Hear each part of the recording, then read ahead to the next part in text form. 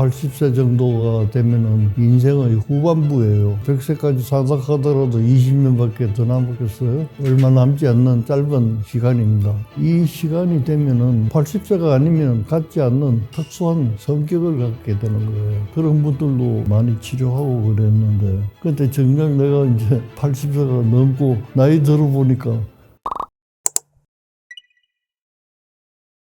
우리가 세상을 살아가자면은 직면하는 게 여러 가지가 있어요. 이런 것을 접촉하면서 경험을 쌓는 거예요. 처음부터 그걸 알고 이 세상에 나와서 사는 건 아니거든요. 나와서 살아가면서 경험하면서 그 경험을 가지고 지금까지 살아오는 거예요. 그런데 이제 80세쯤 되면은 불안하다고 그래요. 그게 죽음이라는 겁니다. 나이가 들면 우선 신체적으로 여러 가지 취약점이 나타나게 되는 거고, 또 마음이라는 것도 담담하게 만들어 놨는데도 불구하고 80세가 되면은 그런 구체적인 불안이 있기 때문에 자기 몸이나 마음에 대해서 더 불안을 느낀다. 그렇게 이해를 하시면 되겠습니다. 우리가 일생을 살다가 보면은 명이 짧아 일찍 저 세상으로 가는 분도 계시고, 요즘처럼 100세 시대를 맞아가지고 100세를 넘기는 분들도 계시고 그렇습니다. 근데 대체로 100세라고 생각을 한다면 80세 정도가 되면은 인생의 후반부예요. 100세까지 산다 하더라도 20년밖에 더 남았겠어요?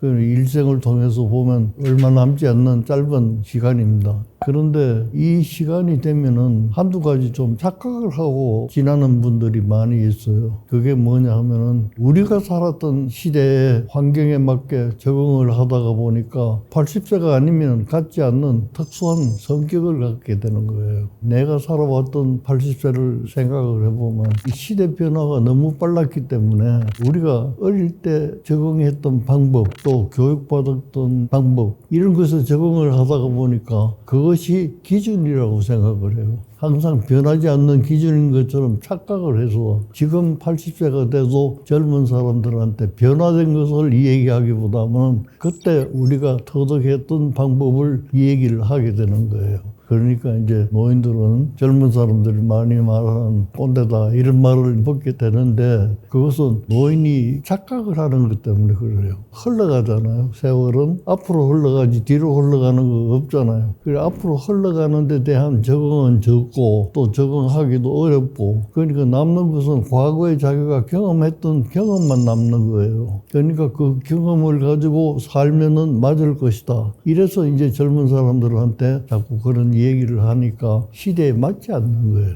그래서 머리가 깨인 분들은 세월의 흐름에 따라서 적응하려고 애를 쓰는 분들도 계시지만은 그게 따라가지를 못하고 고착된 자기 생각만이 옳다 이렇게 주장하는 분들이 계시기 때문에 80세가 되면 더 그런 착각을 하고 사는구나, 젊은 사람들이 그렇게 오해를 하게 되는 거예요.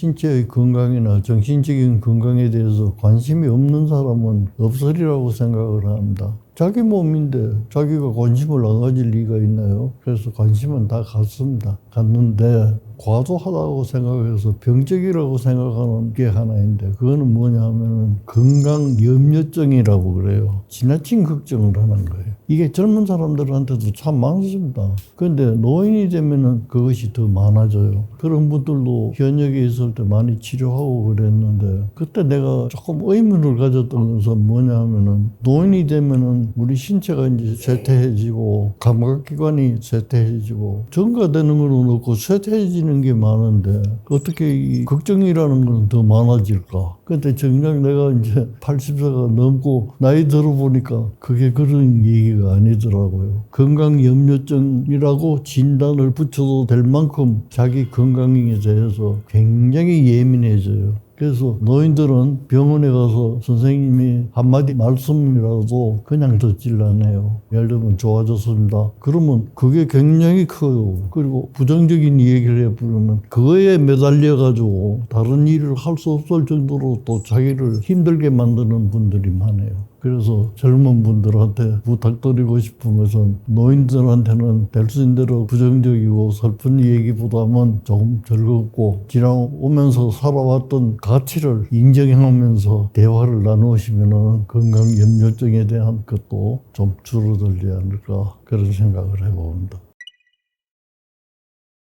옛날에는 평균 연령이 뭐 40대, 50대 뭐 이럴 때가 있었거든요. 근데 지금은 이제 평균 연령도 뭐 80세, 90세 그러고 지향하는 연령은 100세를 넘기잖아요. 내 명이 100살까지 살도록 돼 있다면은 그 나머지 20년 동안을 그런 걱정만 하고 불안해하고 이렇게만 살아갈 수는 없잖아요. 내 삶이 있는 한 제 생각은 즐겁게 사는 게 좋을 것 같아요. 그러면 어떻게 즐겁게 살 것인가? 그것은 지금까지 여러분들이 경험했던 자산을 가지고 그 중에서 요걸 가지고 살면은 그래도 그런 불안을 좀 주저앉히면서 재밌게 살 수 있겠구나. 근데 그렇게 살기가 좀 어려운 이유가 80세쯤 되면 안 가진 병이 없어요. 한두 가지. 그렇다고 해서 그걸 안고만 살 수가 없잖아요. 그렇더라도 그 틈새의 능력을 가지고 조금이라도 나를 위안하고 즐겁게 살 수 있는 방법이 뭘까 하는 것은 각자 자기 성격대로 생각을 하셔야 돼요. 우리가 나이가 든다고 하는 것은 자연적인 현상이니까 내가 막으려고 해도 막을 수가 없어요. 옛날에는 환갑 같은 거를 맞으면 뒷방에 물러앉는 분들이 많습니다. 왜 그러냐면 60세까지 살기도 당시에는 힘들었는데 이제는 좀 쉬시면서 이런 생각이거든요. 근데 요즘 100세시들을 맞아가지고 뒷방에 앉아 계시죠. 이거는 노인 보고 이제는 아무 일도 하지 말고 죽음을 기다리세요. 이 말이나 똑같아요. 그래서 요즘 제가 만나는 사람마다 대화를 나눌 때 절대로 일하고 있는 노인을 보고 나이 들어가면서 뭘 그렇게 또 일을 하고 그러냐고 그런 소리는 하지 말라고 제가 충고를 합니다. 그 이유는 목숨이 붙어 있는 한은 일을 하셔야죠. 일을 할 수 있는 능력이 있을 때 그게 없어질 때까지 일은 하셔야죠. 뒷방에 물러앉아가지고 가만히 있으면 우선 밖으로부터 들어오는 정보가 없어요. 세상이 어떻게 돌아가는지 모른다. 세상이 돌아가는지 모르니까 내가 쓰던 어떤 용품하고 지금 쓰는 용품하고 달라요. 근데 이제 밖에 우연히 나가서 지금 쓰는 용품을 쓰려면 방법을 모르는 거예요. 그 알고 계시려면 뒷방에 앉아만 가지고는 절대로 되지 않습니다.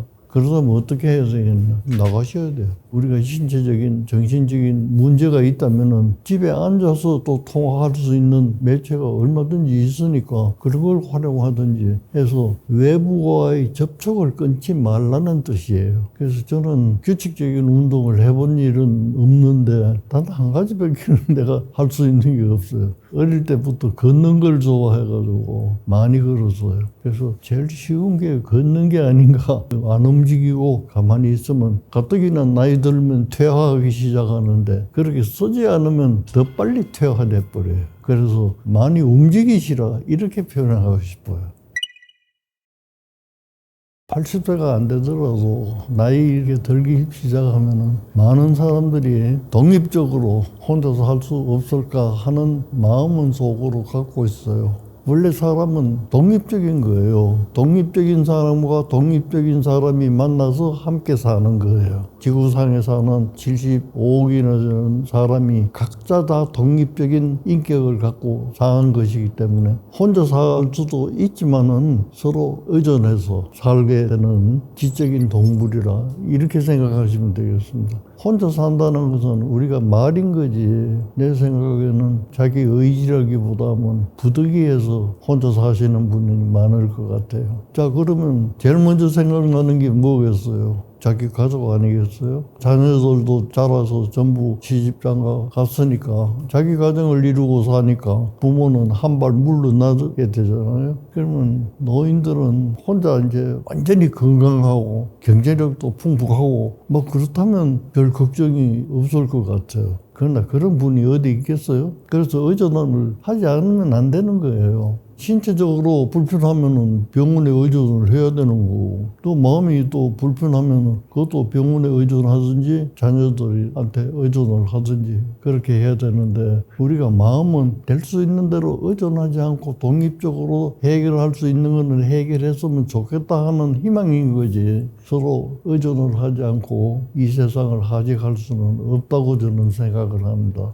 젊을 때 신혼에는 자녀를 낳잖아요. 자녀를 키울 때 보면 아기가 귀엽고, 그때는 경제적으로 이제 안정되어 있지 않는 사람들이 많기 때문에 경제 활동을 하다가 보면 소홀한 그런 점도 있고 그런 거예요. 근데 이제 자녀들이 커서 가족을 이루고 또 자기도 자녀를 낳고 키우고 사회적인 역할을 하고 이렇게 바쁘게 지나다가 보면은 부모하고 관계가 소원해질 수가 있는 거예요. 그래서 저는 부모와 자녀 간의 거리를 사이에 어느 정도로 가까워야 될까 이런 걸 한번 생각해 본 적이 있어요. 하나는 나하고 자식하고 거리가 멀어요. 사는 거리가. 나는 한국에 살고 자녀는 미국에 살고 이러면 이 거리가 엄청난 거리잖아요. 한 번 만나줘도 비행기를 타고 열 몇 시간을 날아와야 되고 이러니까 물리적인 거리가 먼 거예요. 그 다음에 하나는 정서적인 거리라고 생각을 합니다. 이것은 성장하면서 자녀가 결정하는 거예요. 부모로부터 박해를 받다든지 좋지 않는 경험을 갖고 있는 사람은 소원해질 거고, 다정한 경험을 갖고 있는 사람은 거리가 가까우니까 자주 만나고 싶고 그렇지 않겠어요?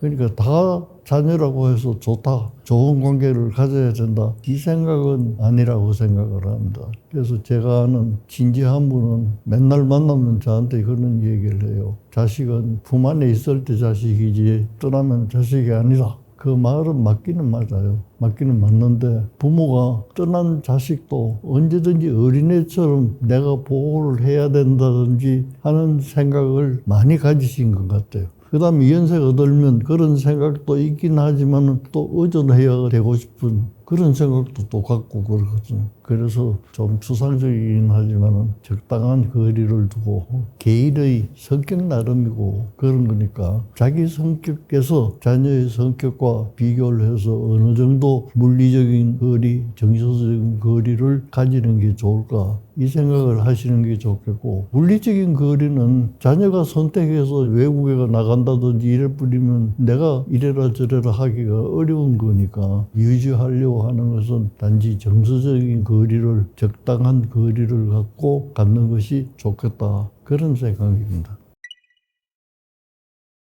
80세가 넘는다고 하는 것은 인생의 단계로 말하자면 이제 마지막 단계가 아니겠어요? 어떻게 생각하면 슬픈 일이죠. 슬프다고 하는 것은 지금과 같이 우리가 대인관계를 가지고 즐거움을 가지고 또 고통도 가지고 이런 역동적으로 살아갈 수 있는 마지막 기회란 말이에요. 근데 이제 이 기회를 우리가 어떻게 보낼 것인가, 이거는 참 고민이 많을 것 같아요. 저도 고민을 많이 합니다. 하는데 가만히 생각하니까 그거는 우리가 어떻게 할 수 없는 게 있어요. 또 내가 노력해서 해결할 수 있는 일이 있어요. 이거는 구분이 돼야 될 것 같습니다. 어떻게 할 수 없는 것은 죽음이라는 종말이에요. 우리가 인생으로 태어나서 사람으로서 살아가는 마지막이에요. 그러니까 이 마지막을 어떻게 내가 살아가는 게 좋을까? 저는 그것을 단지 이렇게 표현하고 싶어요. 순리대로 살자. 내가 갖고 있는 걸 가지고 사는 거지, 갖고 있지 않는 걸 그때 새로 갖추어 가지고 뭘 살아간다, 이거는 불가능한 시기에 와 있는 거거든요. 그러니까 나한테 주어진 순리대로